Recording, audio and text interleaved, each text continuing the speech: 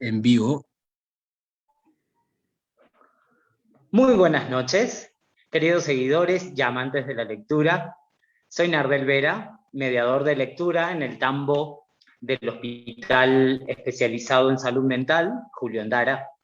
Hoy continuando con nuestro programa de entrevistas, Jueves de Libros, que realizamos con el afán de acercar la lectura a la comunidad de distintas perspectivas, y también gracias al esfuerzo del Ministerio de Cultura y Patrimonio, el Ministerio de Educación y la Organización de Estados Iberoamericanos, en el Plan Nacional de Lectura y el programa Yo Leo y la Cámara Ecuatoriana del Libro, tenemos hoy el grandísimo honor de contar con la presencia de Silvia Álvarez, poeta, escritora e investigadora pedagógica argentina.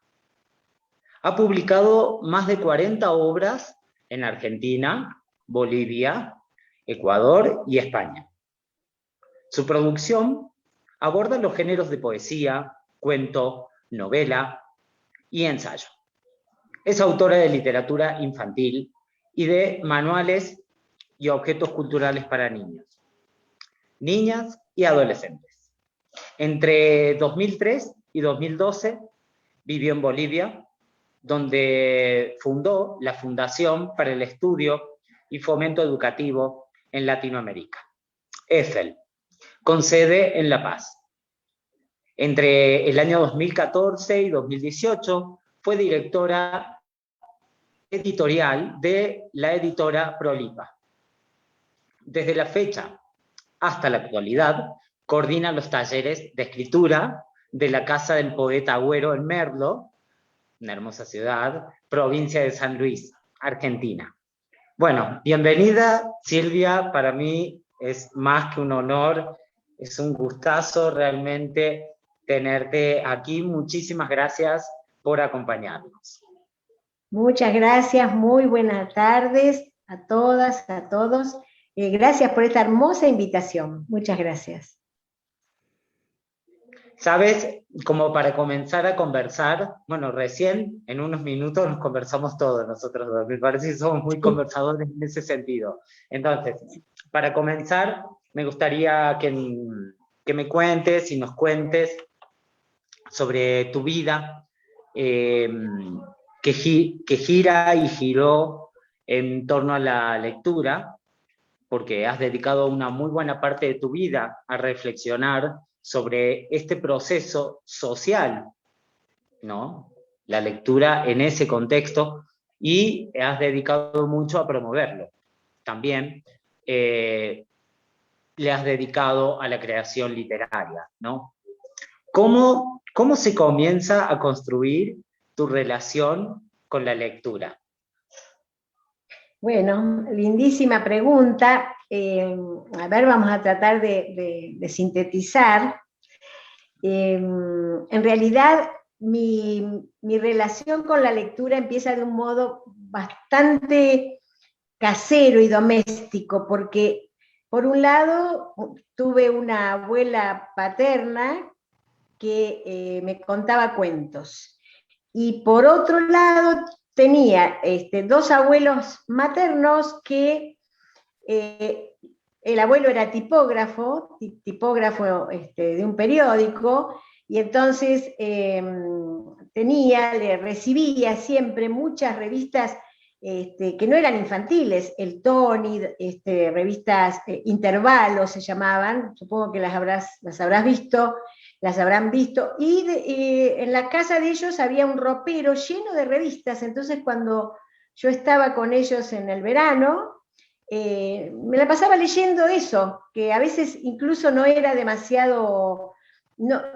quedaban como en suspenso. Yo no empecé a leer con literatura infantil precisamente, sino me metía en este mundo de la narración, en este mundo de las historias, en este mundo de adultos, ¿no? Más bien, que pispeaba lo que ellos leían, digamos. Desde allí comienza junto las ganas de leer con las ganas de escribir, siempre fueron de la mano, en mi caso, ¿no?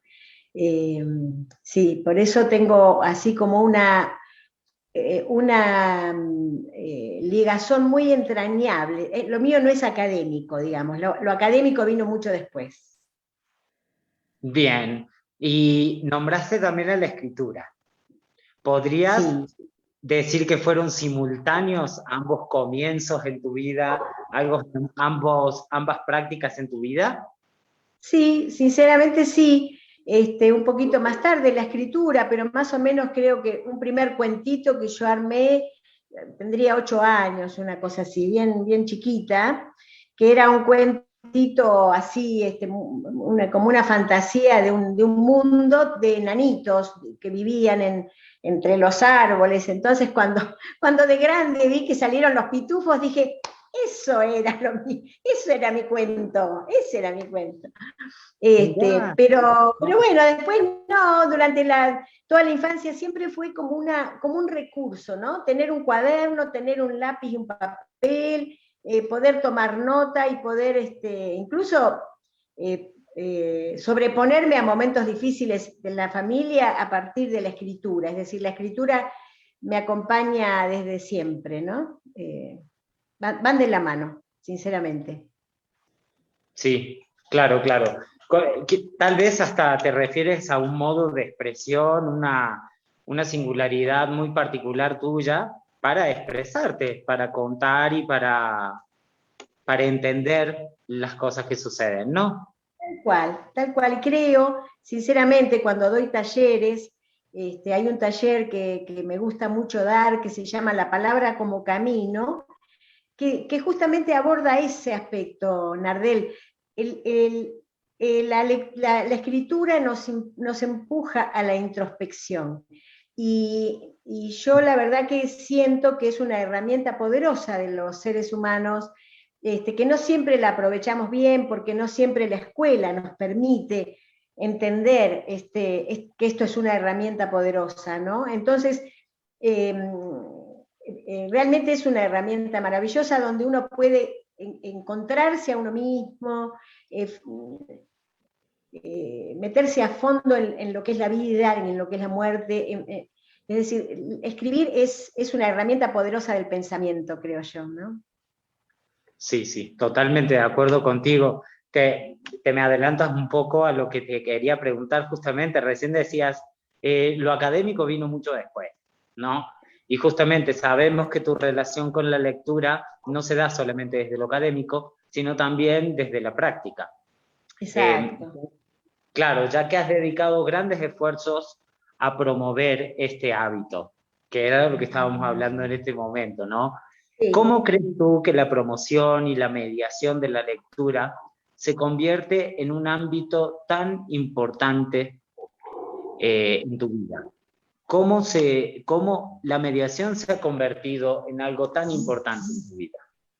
Eh, Interesante, muy interesante, Nardel, el abordaje que estás haciendo, porque en verdad, partiendo de esto que decía, como que el lenguaje es una herramienta poderosa, y entonces un sujeto que lee, si entendemos que leer no es decodificar signos, si Mm, entendemos que leer es reconstruir significados, ¿no es cierto? Y es, de alguna manera, leer el mundo, eh, construirnos una imagen, una perspectiva del mundo. Entonces, es tan importante promoverla, por eso, porque para mí es como una necesidad eh, humana promover la lectura, ¿no? Porque el sujeto que lee es un sujeto que puede pensar, que puede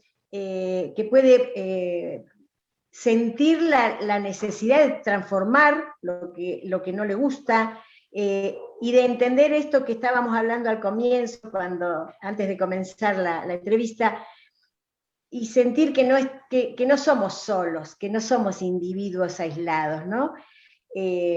Poder pensarnos como comunidad. Y en realidad para mí la lectura es todo eso. Entonces, yo he promocionado la lectura en lugares muy insólitos, por ejemplo, en las cárceles de Bolivia, en las cárceles de máxima seguridad, con niños que vivían adentro de las cárceles, con gente en riesgo, pero también con gente que vivía en lugares insólitos como muy pobres o con muchas necesidades como la Amazonía boliviana, por decirte, ¿no? O como para darte un ejemplo. Entonces, ahí lo que intentaba era mostrarme siempre a mí misma que efectivamente es una herramienta poderosa la lectura, porque cualquier persona cuando lee, cuando vos le lees, cuando lee, cuando accede a las ideas, a las imágenes, a la fantasía, a la imaginación, wow, nos empoderamos, ¿no? Es como que volvemos a recuperar el alma, como se dice. Entonces, nada, para mí es parte de mi vida, eso es mi manera de vivir.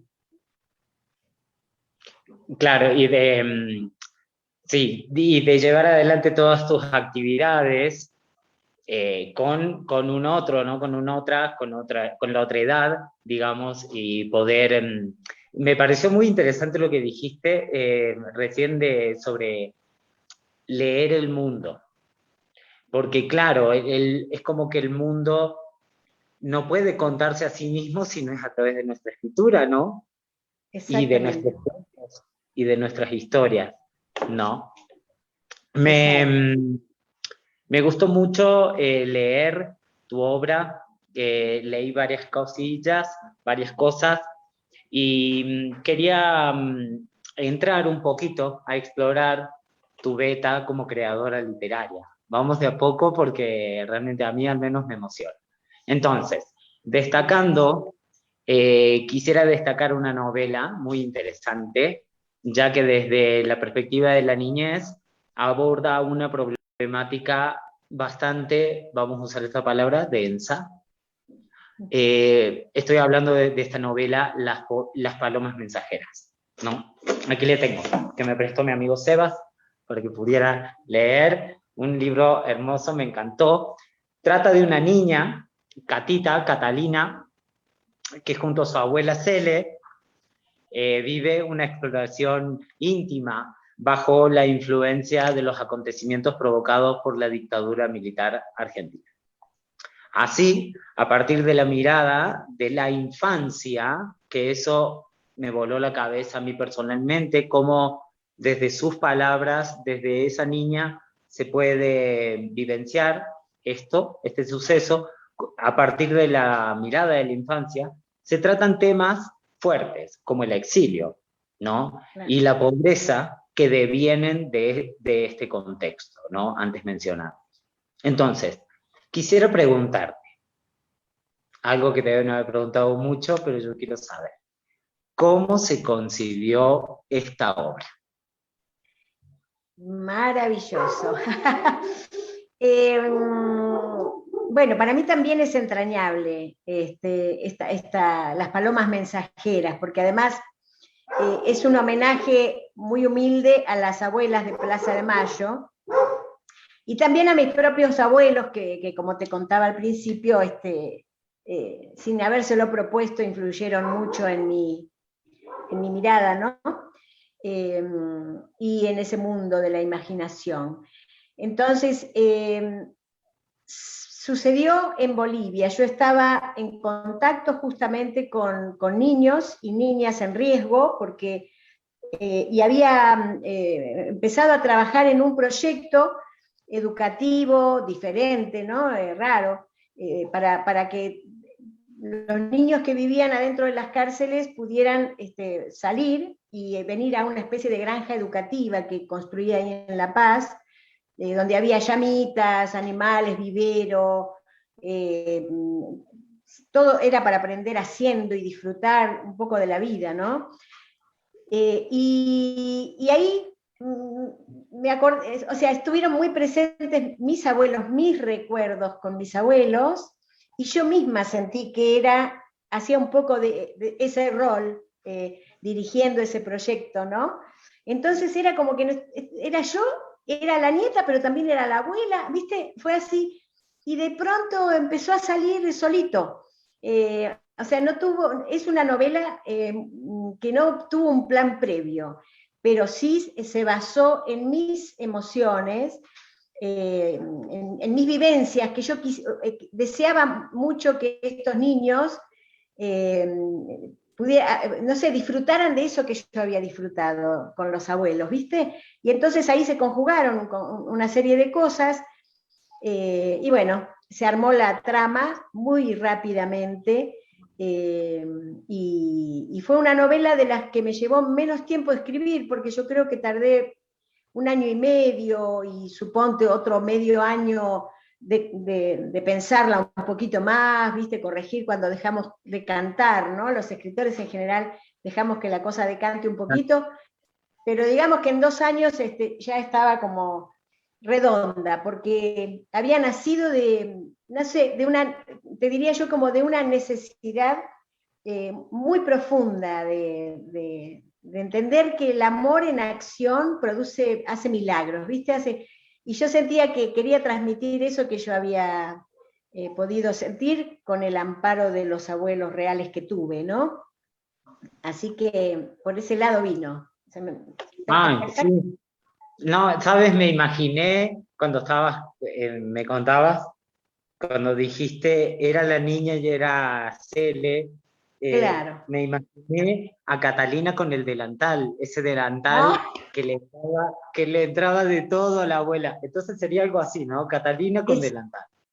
exacto, exacto. Y mira, me emociono mucho ahora porque yo todavía no tengo nietos, pero sí tengo un montón de nietos postizos, y, y me doy cuenta que soy la Cele, ¿entendés? Que hay un montón de cosas que este personaje se me aparece y se aparece todo el tiempo. La Cele me acompaña, y en un momento es mi abuela real, pero la verdad que no es necesariamente, ¿no? Es como eso, son esos personajes que construimos y que nos ayudan a vivir.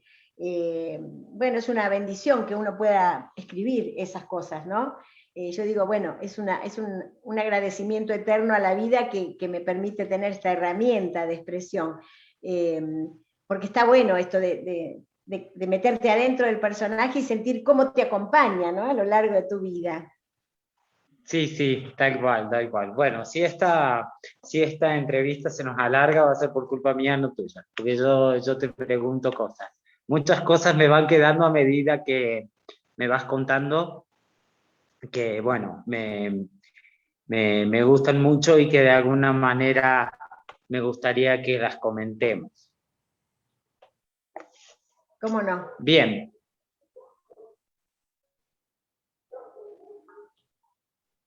¿ahí me escuchás? Sí, Claro que sí, perfecto. ¿no? Sí, sí, Te perfectamente. quería, te quería preguntar, ya que estamos hablando de las palomas mensajeras, y gracias por contarnos cómo concebiste esta obra. ¿Qué desafíos implicó tratar el tema de la dictadura desde la perspectiva de una niña? Y muchos. Fue, a ver cómo lo puedo explicar de una manera que se entienda. Bueno, yo he vivido, pertenezco a una generación que fue diezmada por la dictadura militar argentina, entonces lo he vivido de cerca, ¿verdad? La historia no es mía, pero yo he vivido la dictadura. La he vivido, la he padecido, la he sufrido, y he estado rodeada de gente, de compañeras, de compañeros que ya no están.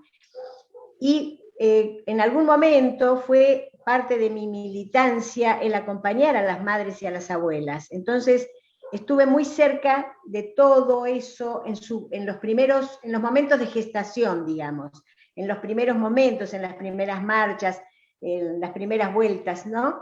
Entonces, yo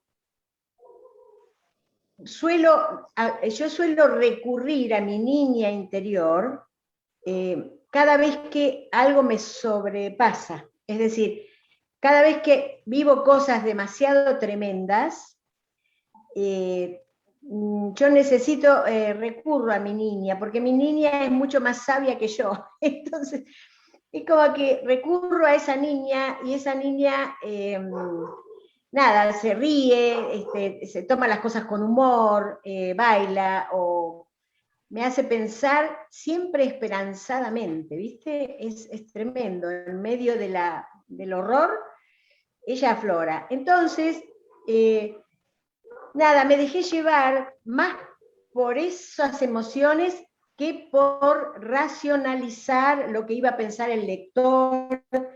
Me dejé llevar más por la emoción de mi propia niña, es decir, viviendo y sintiendo como yo niña. Y me parece que no le erré mucho, ¿viste? Creo que, porque ¿qué pasa? Cuando una obra está apoyada en un momento histórico real, también los adultos a veces, cebados, ¿no? Cebados por nuestra adultocracia, terminamos pretendiendo que sabemos cómo piensa fulano, mengano, o un niño, un grande, y la verdad es que no sabemos nada. Entonces yo sentí como más la necesidad de acudir a mi sabiduría interna, ¿no? O sea, esa niña sabia y dejar que fluya, con humildad, no sé, algo así.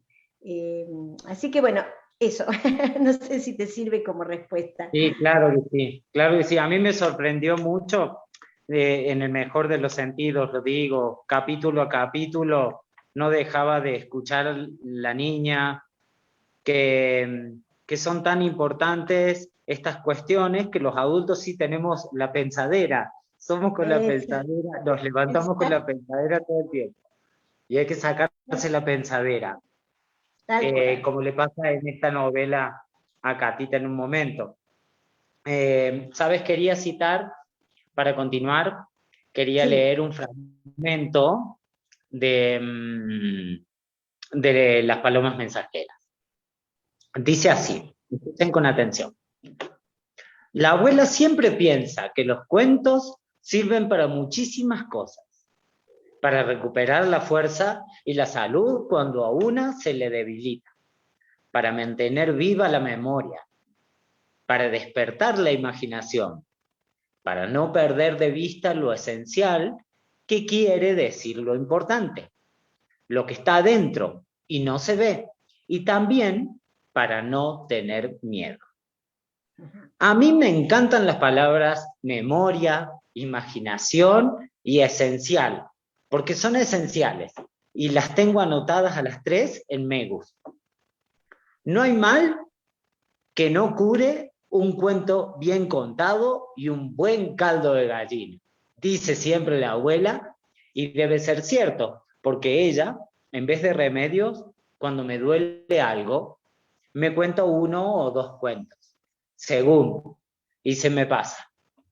A veces me cuenta varias veces el mismo. Catalina, que es la protagonista de esta historia, se ve afectada por los acontecimientos de la dictadura. El más grave, el distanciamiento con sus padres, que son perseguidos y que viven en el exilio, no pueden volver. Pese a esto, la niña encuentra en la literatura y la imaginación un refugio.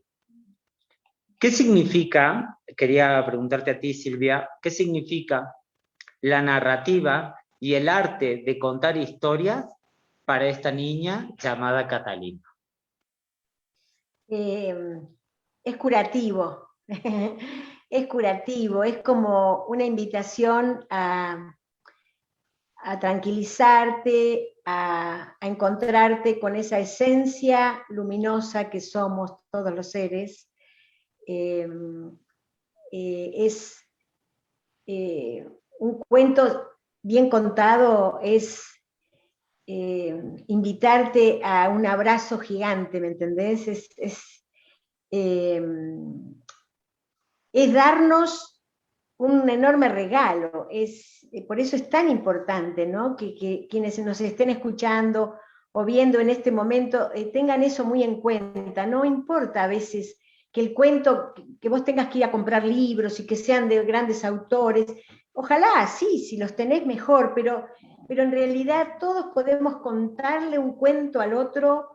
Y si lo hacemos con arte, con el arte natural de la narración, es una pequeña secuencia, ¿no es cierto?, donde van transcurriendo episodios y vos se lo contás a alguien con un poquito de arte, esa persona se queda embelesada, la haces salirse de su estado y pasar a otro estado, ¿no? Donde se puede transportar, ver otra cosa, sentir algo diferente a lo que pueda estar sintiendo. Es muy curativo narrarle a otros, tanto para el que narra como para el que escucha, ¿viste?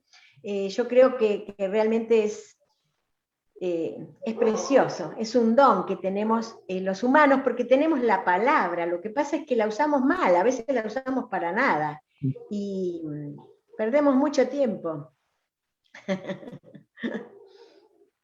Sí, sí, claro. A mí me llamó mucho la atención en el cuento cómo encontré muchísimas estrategias de mediación, de lectura, Sí. lo de tener un cuaderno Megus y un cuaderno no Megus, me encantó. Es más, tengo yo ahora un cuaderno Megus y un cuaderno no Megus. Y claro, porque Catalina en esta novela pone en un cuaderno las cosas, las palabras que le gustan y las que no le gustan van en el no me gusta. O como para explicarles a quienes no han leído Las palomas mensajeras. Y uno repara en el vocabulario, no solo en cómo suenan, sino en lo que significan.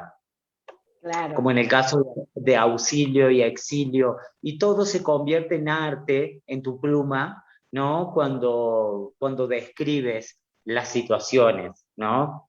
Eso me gustó mucho. Cómo lo cotidiano, representado esencialmente en la relación con la abuela de Catita, cómo se convierte en algo tan importante para la niña, considerando la situación política que estaba viviendo el país. Claro. ¿Mm? Claro. Exacto. Es fundamental. Y yo creo que una aproximación podríamos tener con lo que estamos viviendo hoy en pandemia.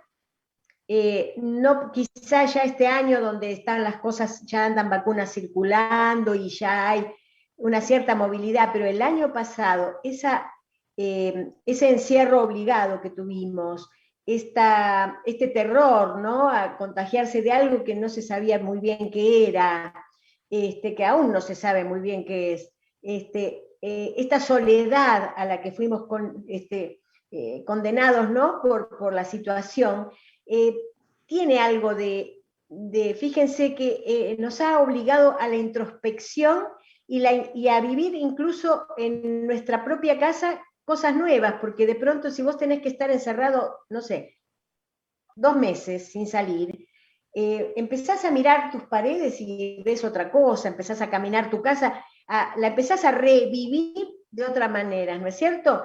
Muchas veces he pensado en gente que está en prisión, por ejemplo, porque he estado trabajando mucho adentro de las cárceles, y en esos pequeños espacios los seres humanos como que nos replanteamos la vida. Somos enormes sobrevivientes los seres humanos, somos inmensos sobrevivientes. Entonces, ese cotidiano es el que yo quería transmitir en la novela. Es eso que nunca se valora en la sociedad de consumo neoliberal que nos gobierna últimamente, ¿no? Entonces eso de que voy, compro, descarto, me estoy apurado, no hablo con nadie, no tengo tiempo de nada, pero no, ese cotidiano, ese pelar las frutas que hace la abuela, ¿no? Con ese olor a fruta que le queda en el delantal porque estuvo pelando para hacer una ensalada de frutas, ese cotidiano donde la abuela con cosas tremendamente sencillas y pobres, y una mujer que estaba con una angustia terrible porque se le había ido la hija y no sabía si estaba viva o muerta, pero estaba sosteniendo igual la belleza de la vida con su nieta, porque eso es lo que tenía que hacer. Entonces, ¿dónde lo iba a buscar? ¿En un libro de filosofía? No, en el cotidiano, en hacer una rica comidita, en cuidar las plantas, en esa pequeña cosa humana del día a día. Yo quería transmitir eso, ¿sabes? Porque siento que eso nos falta, hace tiempo que nos está faltando, ¿no? Y me parece que es una especie de faro, si nosotros logramos recuperar ese respeto por las cosas de la vida cotidiana, la verdad que capaz que nos salvamos, ¿viste?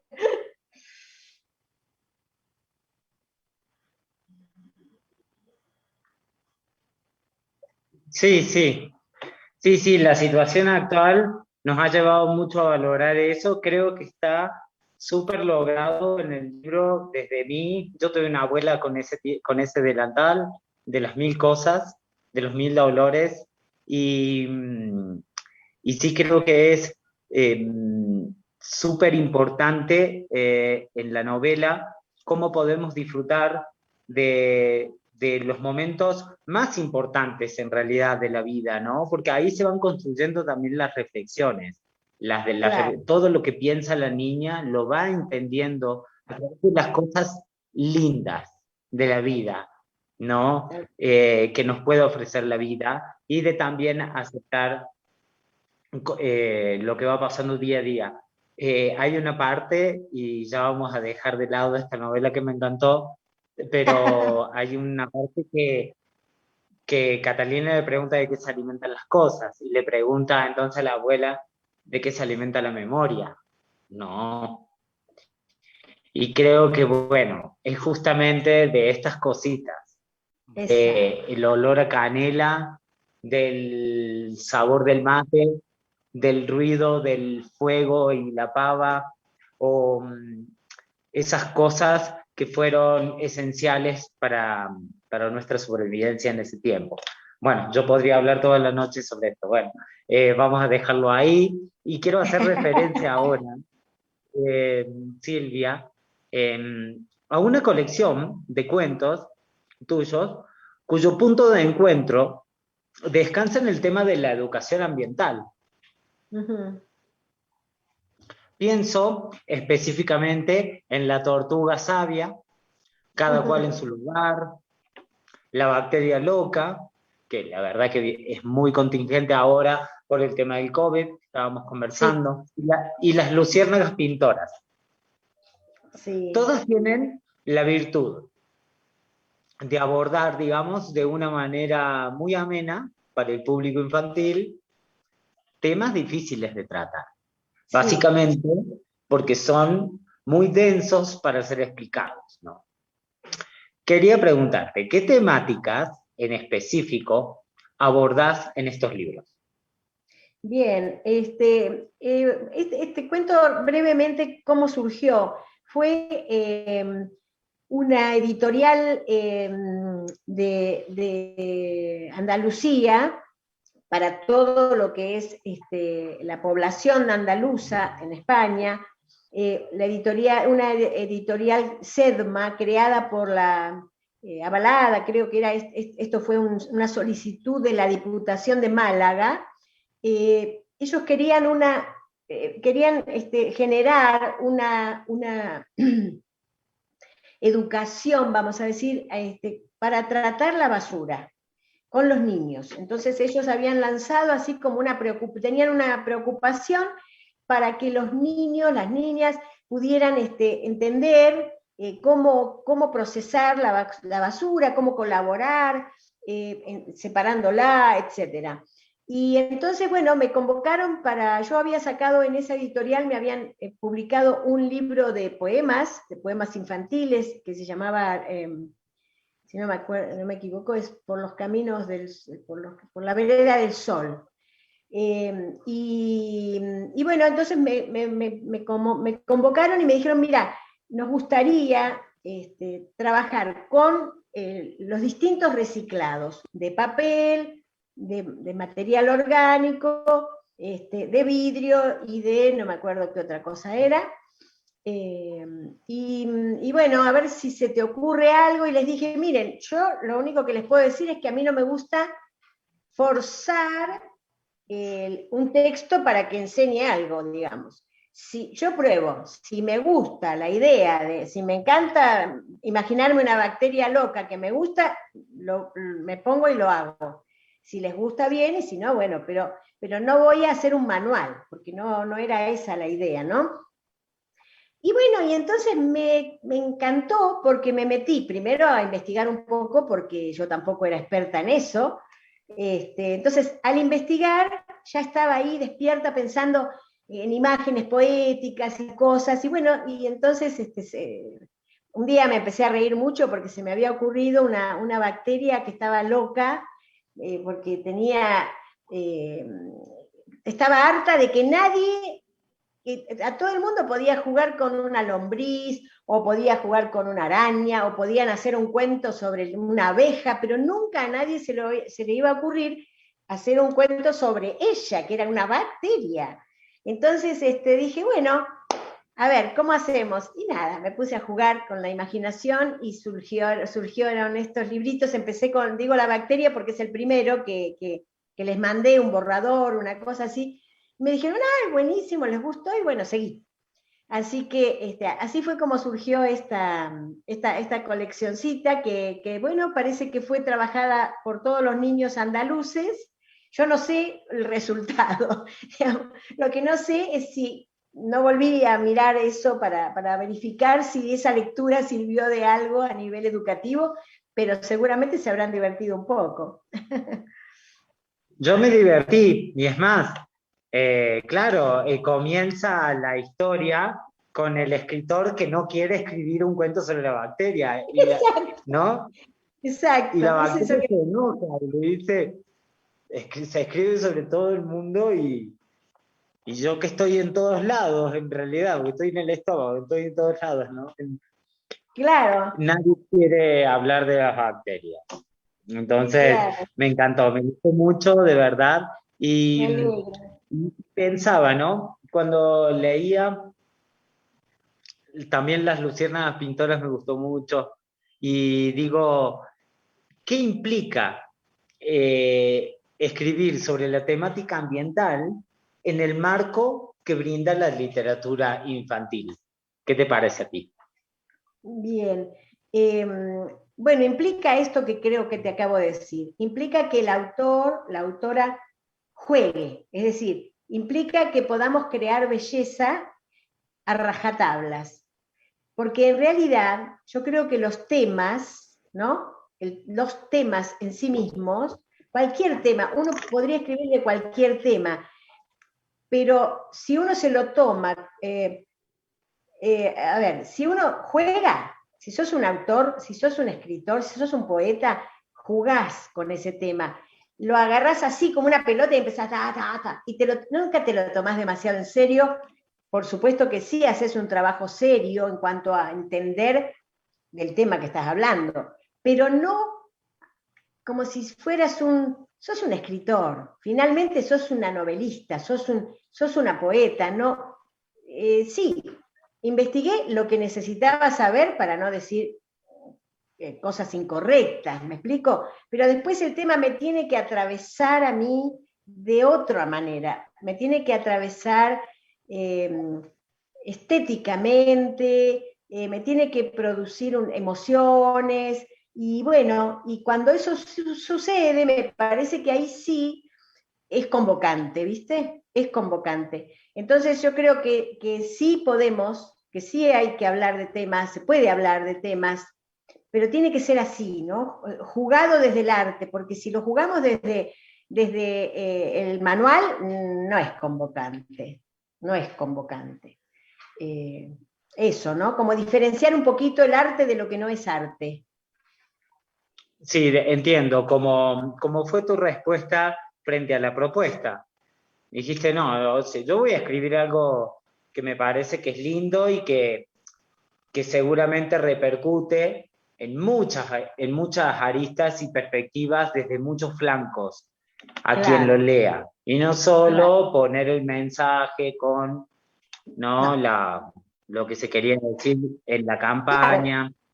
Claro, claro, porque para eso tienen seguramente gente muy experta, qué sé yo, una gente de medio ambiente, ¿viste? Expertos, que lo sienten a escribir un panfleto, un manual, una cartilla o lo que fuere, pero si convocan a una escritora, que sepan que primero me tengo que enamorar de la cuestión y generar algo, se me tiene que producir algo, si no, no se puede, ¿no? Claro, sí. Ay, son tan lindos, los recomiendo, vamos a ver si podemos compartirlos aquí en Ecuador, sería bello. Ahora quiero que hablemos, Silvia, por el tiempo, Sí. ¿no? Sobre tu rol como investigadora pedagógica, cuya experiencia has construido con lo que has vivido no solo en Argentina, sino también en Bolivia y Ecuador. En tu Sí, ensayo, Las palabras son de todos, propones una serie de estrategias orientadas al trabajo con el lenguaje, sí. con el lenguaje como vehículo del aprendizaje y herramienta para la integración de todas las áreas del conocimiento. En este sentido, la lectura y la producción de textos, así como también la expresión oral, se convierten en habilidades transversales para acceder y crear cualquier tipo de saber.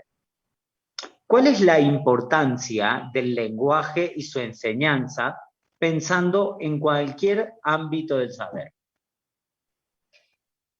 Y para mí es la clave de todo, por eso si nosotros eh, tomamos al lenguaje como una herramienta completa, que incluye eh, lectura, escritura, expresión oral, pensamiento, construcción de ideas, lectura del mundo, es todo. Entonces, si uno lo toma de ese modo, eh, eh, obviamente que es un vehículo, es como un autito que te permite ir pasando por las matemáticas, por las ciencias, por la filosofía, por la historia, por todos lados. ¿Por qué? Porque vos ya adquiriste una manera, una mirada, una manera de ver, una manera de comprender, porque el lenguaje y pensamiento van de la mano. Lo malo de la escuela transmisiva, que es la escuela reinante en todo el siglo pasado y en este siglo, por lo que veo, la están, no sé cómo hacen para que siga, pareciera es un cadáver, pero la siguen sosteniendo.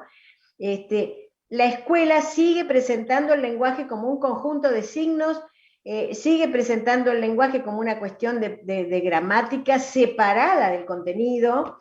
Entonces, cuando nosotros podemos abordar desde los 3, 4 años de edad el lenguaje como herramienta, eh, la alfabetización es simplemente una etapa de la adquisición del lenguaje como herramienta. Entonces no nos detenemos ahí, no nos interesa quedarnos ahí, parapetarnos en M más A más M más A es mamá, no importa eso. Entonces, por eso es muy importante la literatura, por ejemplo, por eso es muy importante que los chicos accedan a todo tipo de soporte material que ande dando vueltas, ¿no? Todos los textos que andan dando vueltas en la vida real, para comprender que entender el lenguaje, que el lenguaje es parte de entender el mundo, es parte de entender la vida, es una herramienta que te sirve para comunicarte con otros, para decir tu parecer, para hacer una compra, para plantear una necesidad, para transformar algo, es para todo. Entonces, si nosotros lo miramos desde esa perspectiva, o sea, para mí ahí radica la importancia del lenguaje como educativamente hablando, digamos, como vehículo de la integración de áreas y de todo el conocimiento. El aprendizaje del lenguaje tiene un principio, pero no tiene fin, o sí, o tampoco tiene un principio. O sea, todo el tiempo estamos hablando, pensando con palabras. Eh, y eso hay que estimularlo, porque todos y todas podemos hacer eso, no es que es solamente para los que son muy lectores, solamente para los que vienen de hogares con muchos libros, solamente para... Eso no es cierto. Yo he trabajado con poblaciones de altísimo riesgo, poblaciones realmente con muchísimas necesidades, y el acceso al lenguaje ha sido a veces hasta mejor que en escuelas donde hay muchos libros, por ejemplo, ¿no? Depende de la mirada del mediador, depende del enfoque que le da el mediador Depende, en definitiva, de la intencionalidad pedagógica, ¿no?, que uno le ponga a eso. No sé Tal si te vez, encontré. sí, sí, claro que sí, claro que sí. Me deja obviamente reflexionando, porque sí, esta coyuntura, este conflicto también que hay entre cómo se ha transmitido tanto la palabra al lenguaje como lo que significa aprender un lenguaje, nominándolo solo como signos y como fórmulas y no relacionándolo con la vida misma, ¿no? Exacto. Con nuestra forma de comunicar y de interpretar y de decir cómo nosotros sentimos y entendemos las cosas. Entonces pienso, ¿crees vos seguramente, por lo que me decís, que la literatura se puede convertir en una herramienta que podría permitir la enseñanza de cualquier disciplina en el ámbito escolar? ¿No? Sí. Absolutamente. Bien, pero entonces Absolutamente. mi pregunta es más difícil entonces. ¿De qué modo? ¿Ah? Y bueno, empezando por entender que la escuela compartimentada que tenemos, ¿no? La escuela transmisiva, la escuela, digamos, que no confía en el sujeto como constructor de conocimiento, la escuela segmentada en horitas, en 40 minutos, bueno, eso no existe, eso no, ahí no se puede, ahí no se puede. Tenés que ser un mago. Yo he trabajado con miles de maestros. Realmente cuando digo miles, son miles. No es que digo miles, no, son muchos miles de maestros con los que he podido trabajar en todos nuestros países de América, en talleres. Hay siempre, de esos miles, siempre hay muchos docentes que tienen esa pasión y que quieren, pero bueno, después tenés una institución, después tenés unos reglamentos, después tenés todo lo que ya sabemos, ¿no? Un sistema educativo, etcétera, etcétera, que bueno, que presiona, y bueno, se quedan con unas ganas y nada más. Y a otros, lamentablemente otros dicen, bueno, está bien, voy, hago lo que tengo que hacer y me voy a mi casa. Pero lo que hay que pensar para hacer lo que decía antes, es la institución educativa, no el maestro o la maestra, la institución educativa. Pero entonces, bueno, hay que pensar, cuando uno piensa, ¿para qué está la escuela? Y bueno, tenés que pensar, ¿para qué está este mundo así como es? O sea que es para pensar muchas cosas, ¿no? Por eso es difícil. Como un proceso, dices. Es un proceso, digamos, que a Así lo es, mejor veremos los resultados, tal vez veremos los resultados o seguiremos viendo a ese cadáver manteniéndolo en pie, tal cual. como decías recién. Sí, Sí, lo que pasa es bueno, que también, Gardel, yo creo que hay muchas instancias alternativas que mucha gente lleva a cabo, capaz dentro de lo que es la educación no formal, intenta, ¿no es cierto? Y logra cosas maravillosas, porque justamente, pero es cuestión de salirse un poquito a los márgenes, ¿viste? Eh, Se hace difícil lograr estas cosas en un sistema muy cuadrado. sí, eso quería pedirte, a modo de favor, teniendo en cuenta, digamos, tu experiencia con el sistema escolar del Ecuador. ¿Qué recomiendas al mundo docente que nos está escuchando para enfrentar los desafíos que deviene de su ejercicio? Uy, qué lindo, porque conozco mucho a los maestros ecuatorianos, las maestras, los maestros ecuatorianos. Yo creo que es abrir un poquito la puerta al arte, justamente, a la literatura, soltarse un poco, porque son muy apegados a los manuales. El maestro ecuatoriano está muy pegado, ¿no? Tiene como un apego tremendo, no solo los maestros, los papás, las familias, ¿no? Es como que el manual es todo, todo pasa por el manual. Entonces Sí. es como un instructivo constante, el chico se sienta y va llenando, va llenando, va llenando, y eso no produce seres competentes, seres pensantes, seres creativos, Creativos. constructivos, ¿no? Claro, claro. Entonces después también los propios maestros se frustran mucho. Entonces yo creo que se tienen que animar. Hay muy buenas editoriales en Ecuador, por ejemplo, la editorial Libresa, donde yo tengo algunos libritos publicados míos también allí, eh, tiene una literatura infantil de toda Latinoamérica. Es muy lindo. La colección Garabato es hermosa. Después había otra editorial que me encantaba, bueno, está Andarele, por ejemplo, Andarele, que es una editorial nueva, que tiene muy lindo material y no están alejados de lo que necesita un maestro. Quiero decir, es un material literario, pero también con algunas actividades y donde invita al maestro a meterse en lo literario, ¿no? Después había esta zona acuario, que tienen unos libros preciosos, hablando siempre de literatura infantil. Entonces digo, animarse, salirse de esta costumbre que a mí me producía mucha ternura, mucho dolor también a veces con las escuelas ecuatorianas, que era esta pelea de las editoriales que hacen manuales, la pelea para ver si compran Santillana o compran tal o compran cual, es agotador, más libertad, más autonomía, elijan literatura, pero sobre todo, maestros ecuatorianos, lean, disfruten de los libros, disfruten de las lecturas, porque yo creo que no se puede enseñar lo que no se aprendió. Entonces, si vos no te dejaste conmover por un cuento de, por ejemplo, no sé, agarrá historias de cronopios y de famas de Julio Cortázar, que está en internet, lo podés encontrar en cualquier ratito, metete ahí, reíte un rato, disfrutá.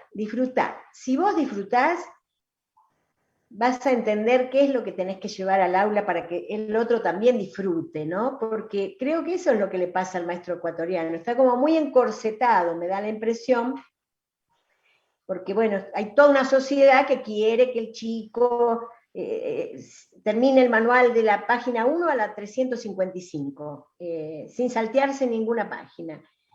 Y bueno, y la cosa pasa por otro lado, ¿no? Entonces, yo les recomiendo eso, que se suelten, que disfruten, que lean con placer, que encuentren el placer de leer, el placer por los libros, ¿no? Que los toqueteen, que los huelan, digamos, que jueguen un poquito más. Eso les digo. Cada vez que los veo se los digo también. Qué lindo, sí, sí. Bueno, te me adelantaste también. Es que era para la pregunta, estamos hablando de los docentes y puntualmente nos has contestado. Seguramente estaremos agradecidas y agradecidos frente a esta recomendación que nos das.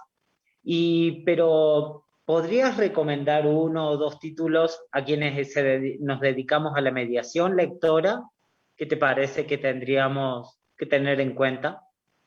Sí, por ahí no sé si recomendar libros por ahí, puntualmente, ¿no? Pero para la mediación, yo digo, no sé, suponte, vamos a tomar algo que conocemos todos, o muchos, ¿no? No sé, tomamos 100 años de soledad de García Márquez, que casi todos sabemos de qué se trata, lo abrimos así, como si fuera, ¿entendés? Como si fuera, viste, la Biblia, vos agarrás así, ¡pling! Abriste, ay, a ver qué hay acá. Y lees ese pedazo. Y después lo cerrás y ¡pling! Abrís otro. Y entonces ahí vos ya tenés alguna idea de quién está hablando. Te digo 100 años de soledad, te puedo decir, qué sé yo, Paradiso de José Lezama Lima. Hablo de grandes libros, ¿no? Hermosos libros, para adultos. Y entonces vos, al jugar con eso y al entender que ya ahí ya te estás metiendo y descubriste un personajito por ahí dando vueltas o una especie de punta de una trama, vos te empezás a empoderar, decís, bueno, qué lindo, o no, no me gustó para nada, entonces agarrás otro, con ese desparpajo hay que agarrar en los libros, ¿no? Y si eso vos lo haces con los chicos, ponés una mesa llena de libros, de cualquier libro, no de manuales, de libros de la biblioteca, para chicos, para grandes, para todos, y dejás que ellos abran y jugamos con eso, y empezamos a perderle el temor, entonces me parece que desde allí y nos preguntamos, che, ¿de qué será este libro? ¿Qué te parece? ¿De qué tratará? Y de tal cosa, bueno, y aceptás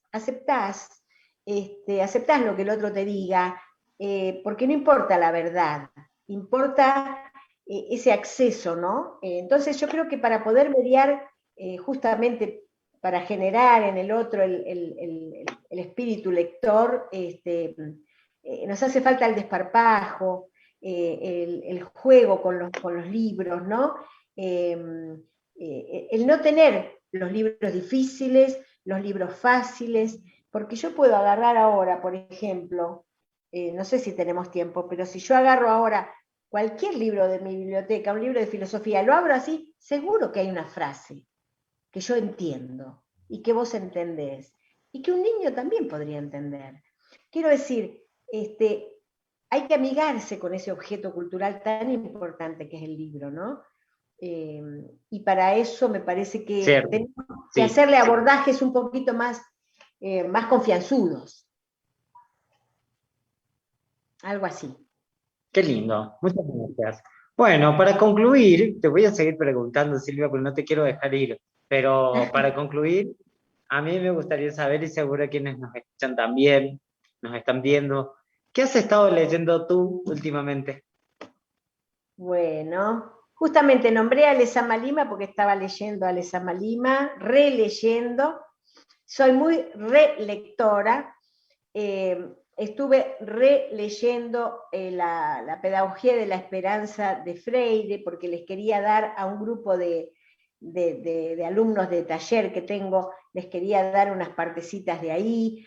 Estuve releyendo una novela de Cormac McLaren. Estuve releyendo qué cosas allí, tengo ahí arriba, cerquita mío. Bueno, y encontré una preciosura de poesía, una nueva antología de Julio Huasi, con H, es un poetazo que también, que una persona que vivió el exilio y terminó muy mal, un gran poeta argentino que hay que leerlo, y justo descubrí que hicieron una nueva edición, así que me lo compré, y ahí lo tengo al lado de la cama, estoy leyendo eso. Otro poeta que me encanta mucho y lo leo constantemente en este tiempo, sobre todo, eh, es también Jorge Leónidas Escudero, que lo tengo ahí abierto así, eh, y ando leyendo también mucho de historia porque estoy escribiendo una noveleta que se llama La Pancha, que es sobre la vida de una soldada que se fue con San Martín a cruzar los Andes. Así que eso me obligó a leer un montón de cosas de San Martín, un montón de cosas de esa época. Leí de vuelta a Mariano Moreno hace poco, estuve releyendo algunas cosas de Belgrano. Así que bueno, yo soy muy desprolija con las lecturas, me gusta leer un poco de todo, ¿no? Muchísimas gracias, Silvia, por compartir con nosotros tu gusto por la lectura, por la escritura, por la humanidad, por sus maneras de interpretación. Recomiendo mucho, yo personalmente, a quienes nos estén escuchando, la literatura de Silvia. Creo que es muy, pero muy linda y se puede aprender mucho. Espero que sigas escribiendo. Ya nos contarás en otra entrevista, nos harás un adelanto de lo que se viene, quizás. Seguro que por ahí hay ¿Cómo algo no? de cantando como dijiste. Eh, Exacto. Sí, entonces, de verdad, quiero agradecerte mucho. Silvia, te queremos agradecer mucho por estar aquí desde... ¿Estás en Argentina ahora o en Bolivia? Sí, ahora estoy en Argentina, sí, sí. Acá estamos. Y yo también agradecerte, Nardel, porque realmente me Bueno, encantó tu calidez y tus preguntas tan inteligentes, tan al hueso, me encantó. Muchísimas gracias. Yo me he sentido muy a gusto. Muchas gracias, ¿eh? Muchas gracias. gracias, gracias Silvia. No voy a parar de decirlo. Muchísimas gracias también. Ha sido un honor compartir este episodio de Jueves de Libros con Silvia Álvarez. Así que agradezco también en nombre del Ministerio de Cultura y Patrimonio, el Ministerio de Educación y la Organización de Estados Iberoamericanos, la disposición de Silvia para participar en esta entrevista. De verdad, muchísimas gracias. Gracias, muchas gracias a todos. Muchas gracias. Igual. Y muchas gracias a quienes nos estuvieron viendo hoy. Los invito a quedarse para que vean una nueva edición de Jueves de Libros en una semana más, el 16 de septiembre, donde nos acompañará el escritor Leonardo Valencia. Me despido. Muy buenas noches. Buenas noches.